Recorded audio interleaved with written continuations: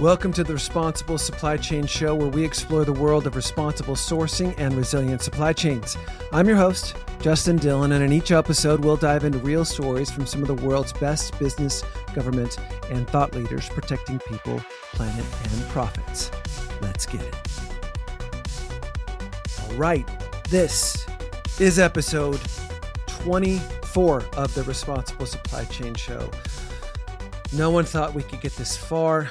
I certainly didn't, but we have been so, I don't know. I don't want to say thrilled. I don't want to put toxic positivity into it, but people are getting value out of this. I get emails all the time, or I'll be on calls and we'll hear that people are listening to the show and getting some value out of it. We love getting your responses and guidance and suggestions. But more than anything, we love getting your recommendations and sharing this with others. So please subscribe to the show from whatever platform you are listening to it on. We'd really appreciate it. And of course, we'd love it if you'd share with your network. Today, we are talking about the Eras tour of conscious consumerism. That's right. The reason for this show is a couple weeks ago, there was a news story about the ethical apparel brand called Everlane selling to Shein, which is a fast fashion brand. And a lot of the news around this was kind of a dunking on the end of millennial conscious consumerism that was big in the 2010s and created all kinds of brands, many of whom you've never heard of because they're gone, and some of whom we use today. Like I wear Warby Parker glasses. That was a big part of that movement, and they're a company that lived up to their hype. But we are going to be talking about not only the Everlane story of a company built on radical transparency in their supply chain to a fast fashion company that's got a few challenges to their own brand, and really just kind of talking about where are we today when it comes to responsible supply chains, conscious consumerism.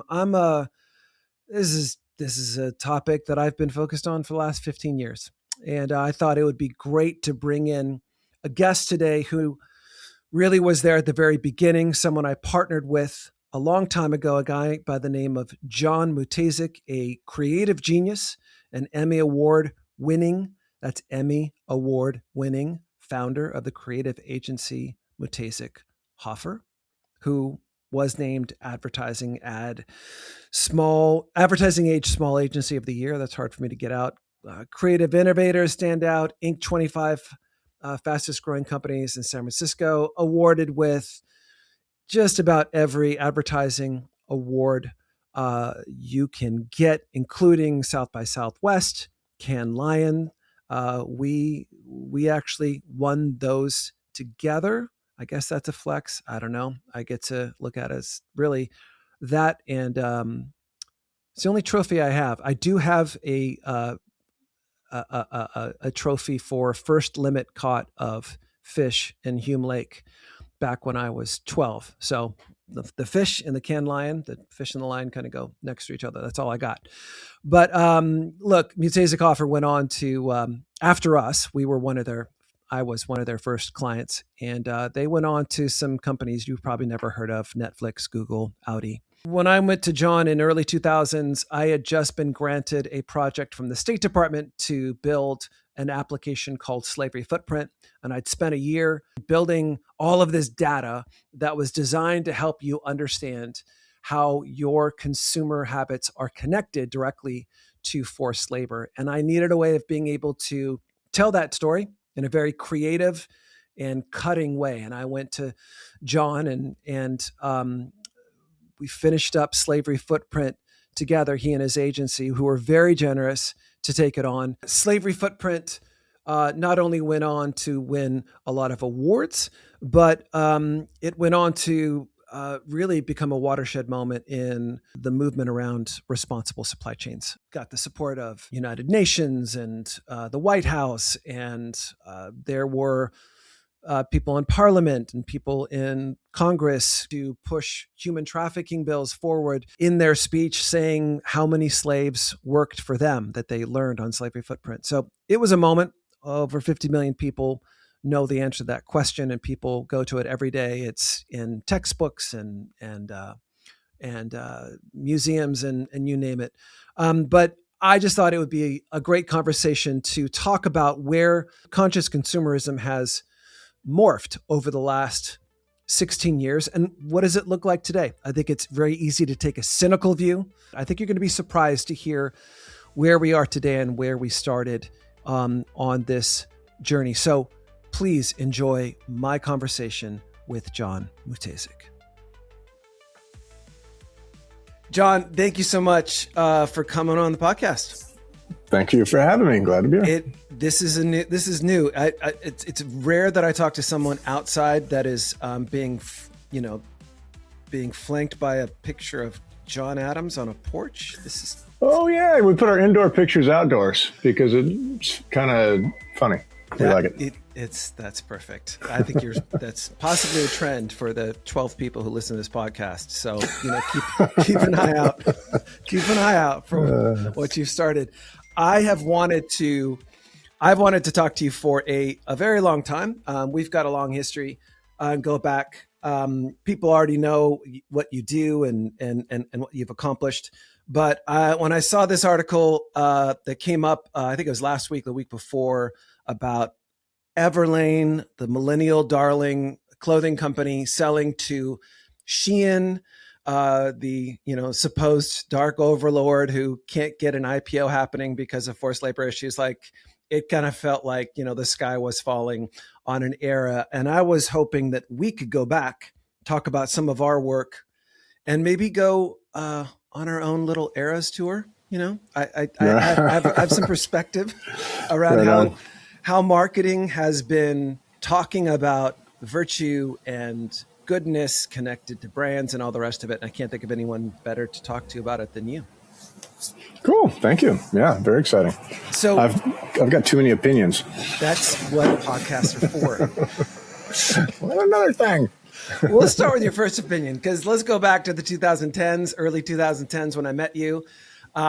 We can name these eras whatever we want, but it kind of felt like the 2010s were a virtue era, maybe led to virtue signals. We can talk about that. But I met you at the beginning of that era. I came in with a grant from the State Department that wanted me to help people understand their slavery footprint, similar to carbon footprint. And you were just starting your agency. You were just getting going. And you said yes, which was just insane for you to say yes to such a project with pretty much no budget. Why don't you tell me a little bit about why you said yes to a project like that at that time? Oh, great question. Well, it comes after saying no to a lot of projects, because my issue with the do-gooder marketing stuff was it always seemed to be so cause célèbre. And at that time, forced labor was absolutely not on the horizon. And if it was, you heard the term sweatshop, but the misconceptions around it were significant. It's always people believing that like very high-end brands were making stuff in sweatshops. And to some degree that might have happened, but you, I think, came after more of the other 99% of much more extreme cases of actual forced labor and slavery. So I was attracted to that. And, having come from, the advertising industry is quite political and tends to go mainly with wherever the winds are blowing politically. And it always I just always found it kind of shallow how people would jump on the latest do-gooder thing.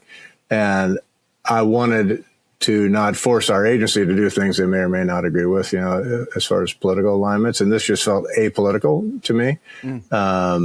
And when it came to slavery, it just seemed like there was no room for people to think differently about it. And you shared my view that this was not an anti-free market thing, but in fact, a very pro-free market thing. And you and I had really good conversations about, actually, if you want to see a lot of forced labor, look at where markets don't exist, and you'll see a lot more of it. So I think you and I were aligned about how to make the free market more free through this process, because people want to know what goes into the stuff they get.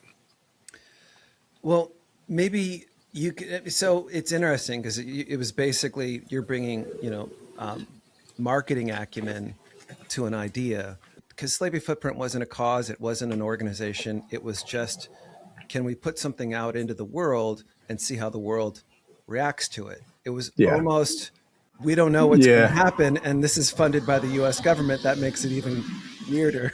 But people ask me why I'm out of my mind, and I have to tell them the process of being in a creatively driven environment is a process of stretching your brain into places where you're not supposed to go, and then kind of bringing it back to what's acceptable. Yeah. So we would say the most ridiculous things. I have no idea how we never got sued, because the process of, stretching out physically and emotionally, you just stretch your brain to do and say things that it's not supposed to do. But isn't that some of the greatest satirical humor? I mean, this is like, this isn't uncommon for human beings. Like we pay to be stretched by comedians and great artists. And in your case, you were using this as an opportunity to stretch people with a quest. I think you called it the question no one wants to answer, but can't help themselves to want to. I think that's it too. I think it's coming face to face with the reality, of we can feel good about slavery being way back in history. But when you come to the reality of slavery, as we know, there are more slaves now than there were then, numerically speaking anyway. Yeah. And so, okay, well, what's my involvement? There's a lot of moral preening in our society, obviously, at many levels. More. And moral preening? Moral preening. Moral preening. That's okay. So everyone does it. So everyone wants to feel righteous, whatever. It's commonly now known as virtue signaling. Yeah. But very little dealing with the reality of what your impact is. And I just wanted to make sure, we wanted to make sure together that this was a real thing. There were a lot of political / social movements that a lot of advertisers and advertising agencies have jumped on. And I recoil from many of them because it seems more like the moral preening stuff than the actual kind of boots on the ground doing really, really good work. Yeah. So this just felt like one of those things where you couldn't argue with what we're trying to achieve as the objectives. Well, and arguably it achieved more than you or I, the State Department, ever thought it would. And that's kind of what I wanted. I don't want to pat ourselves on the back, because I think it could have just as easy. I think you and I both were realists and standpoint, like, this can blow up in our faces in front of the State Department's face. Like, it had just as much of a chance for that. So that's not the interesting part to me. The interesting part is, and I feel this way about art, I feel this way about ideas. Things get thrown into the world all the time that could be good for, well done, well executed, well thought out, but just sink because it just wasn't something there to catch it. And this was an idea, we obviously were talking about it, that was thrown out into an environment that caught it and ran with it. I'm really interested in your perspective of that time that we were living in, that birthed companies like Warby Parker, give glasses away, or Tom's News, or like, there was just seems like there was a lot of that, like, we're going to, and I'm not cynical. I'm just saying, there just seemed like there was a lot of like, we're going to change the world in the 2010s.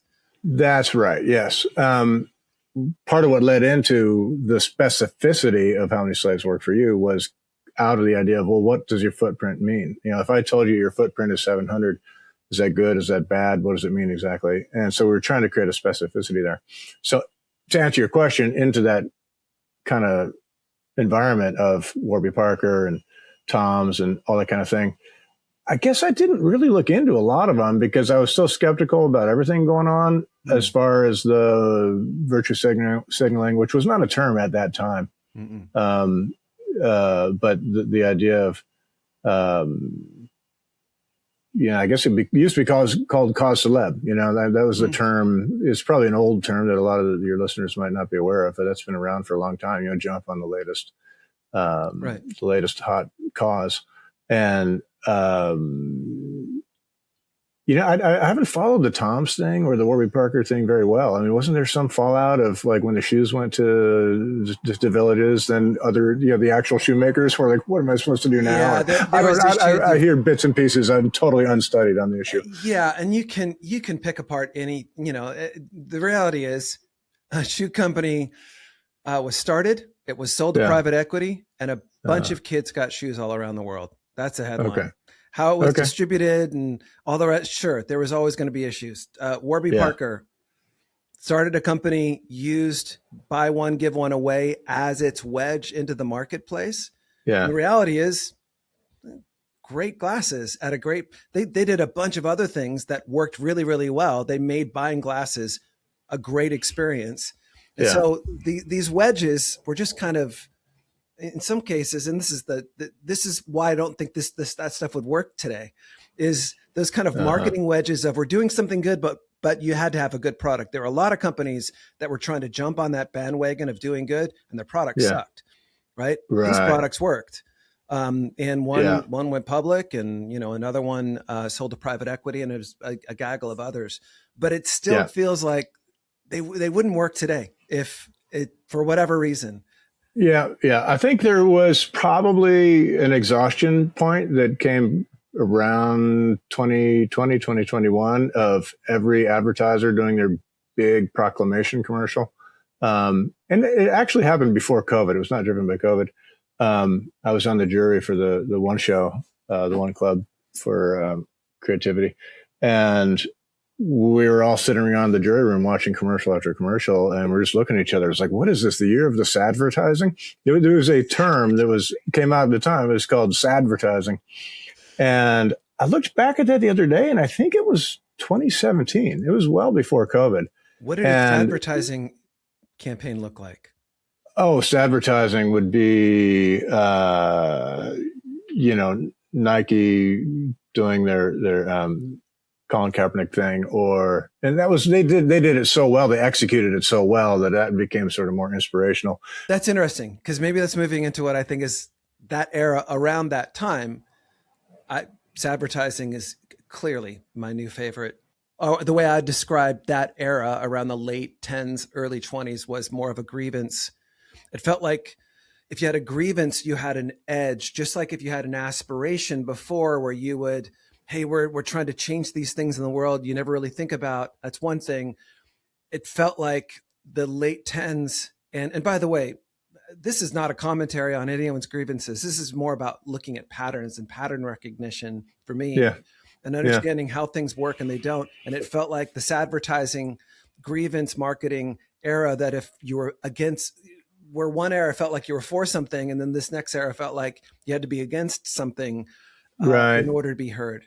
Does that resonate? Well, I think what happened to the era is it kind of ate its own tail, I guess. I mean, there was in the what do they call it? The grievance Olympics or something like that. And again, I don't want to be dismissive of people with real grievances, so it's really tough to tread in these areas. But whoever has, the most intersectional grievances, wins. And so just kind of ran out of steam from its own kind of absurdities at some level. And as mass marketers were playing in that area, it became really difficult to sustain. And to the extent that, I'm trying to think of the most authentic for mass marketers who got, picked up a cause and ran with it consistently. Can you think of one? I'm trying to think. You ran with grievances, like with a Bud No, Light? I don't mean grievance, but like picked up a cause they actually believed in and said, this is our thing long term, regardless of whether or not it's a cause celeb, whether or not it's the issue of the day. Well, it's interesting because marketing isn't always tied to substance, John.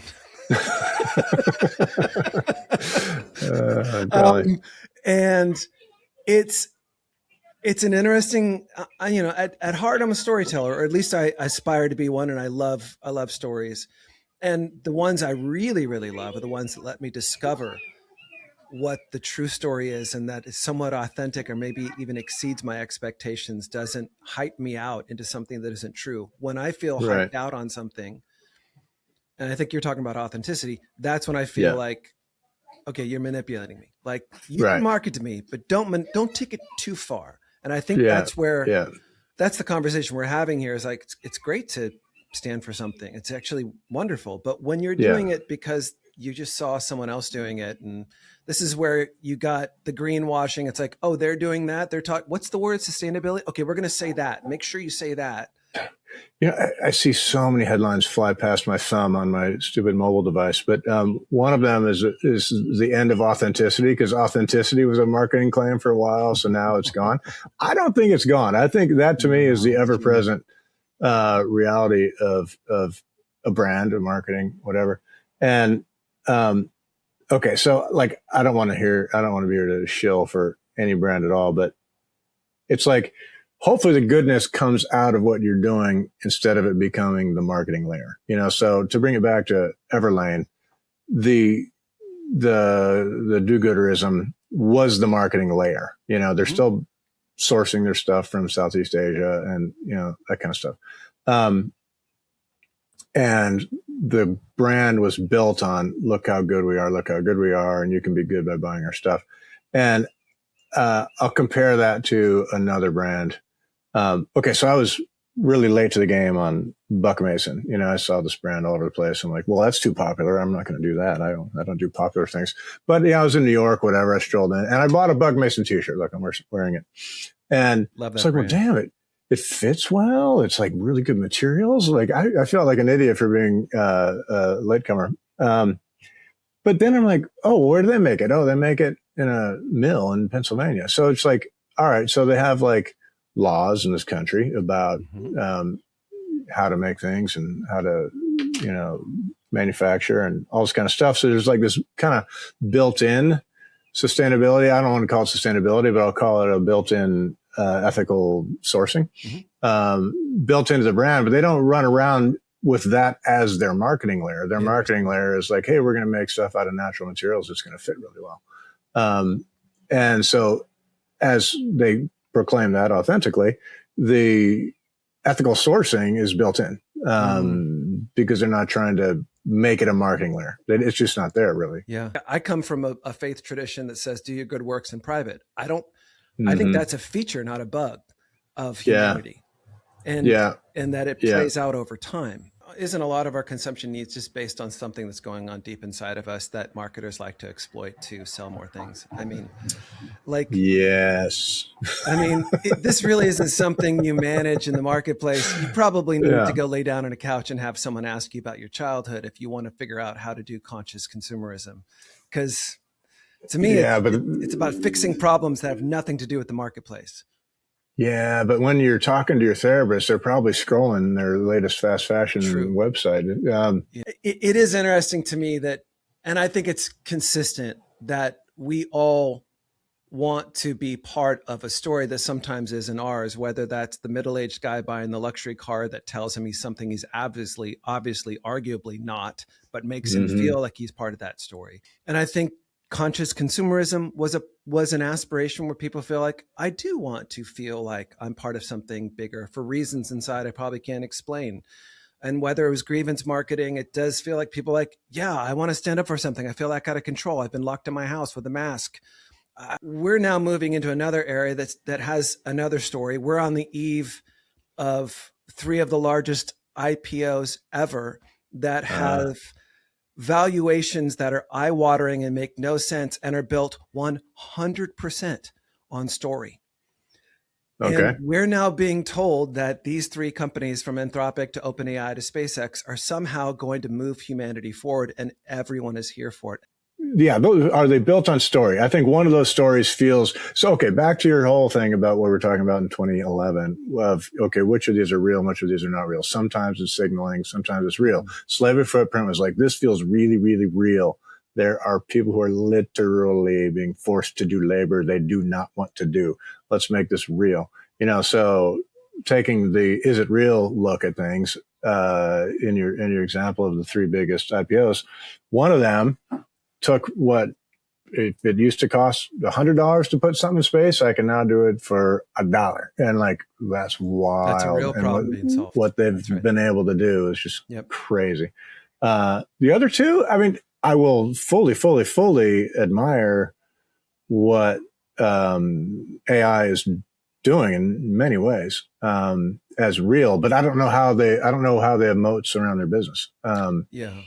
It's very, very real stuff. Yeah. And the next generation is totally down as far as I can see.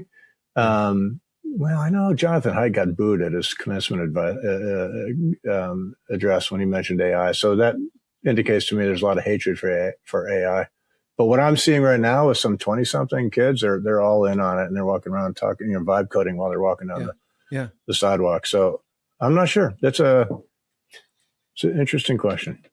Well, it seems like it's a different story, but there's still the same mechanics. We're talking about products or companies that are going to point towards some level of flourishing, whether it's getting things to space or getting you to Mars, or being able to do jobs that you haven't been done before, or if you take the negative view, take away jobs. That's a debate for a different podcast.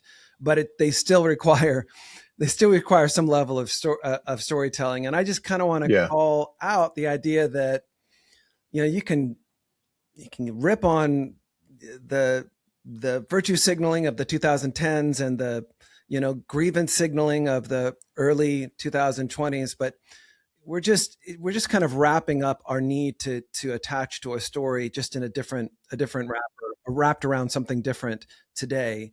And it just seems to be that the era that we're living in. I did want to share with you one thing that I thought was super interesting from this week, kind of close this out with another news event. I'm not sure if you saw this or not, but yesterday, the Trump administration has found a way to, or is looking to find a way to be able to bring back tariffs by applying forced labor bans on countries and increasing tariff rates on countries by 10%.